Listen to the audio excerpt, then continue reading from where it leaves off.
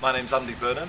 I'm the Member of Parliament for Leigh, Shadow Health Secretary and former Chair of Supporters Direct. I'm here today because I've got a huge affection for this organisation, spreading those cooperative values into our national game, reconnecting football with its roots, and I want to see the co-op principle grow and grow in football over the rest of this century. So I'm here today to send that message out clearly. We need to see clubs owned by their fans, not by random individuals from around the world. We want clubs that know their communities, are in touch with their communities, and are running the interests of their supporters. So that's why I'm here at St George's Park, and hopefully somebody was listening to what I had to say.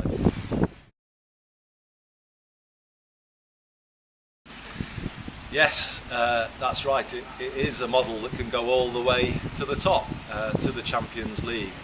Other countries are lucky in that that's how their game developed way back when, a century or so ago. Clubs stayed as community organisations, kept those traditional models of ownership.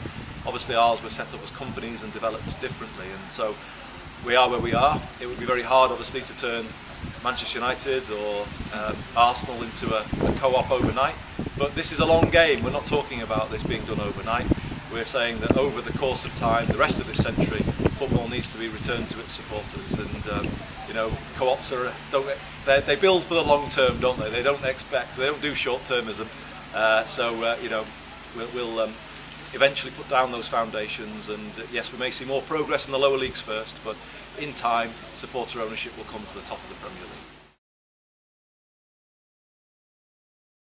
I think at every level of society, particularly when the public interest is at stake, it helps to separate the public interest from the financial interest.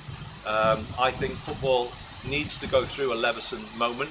I think it needs to separate the vested interest from the interest of the running of the national game. But I think the media too needs to go through a similar process where it has proper governance and ownership right at every level, and particularly local newspapers could be run on that local cooperative model without a doubt.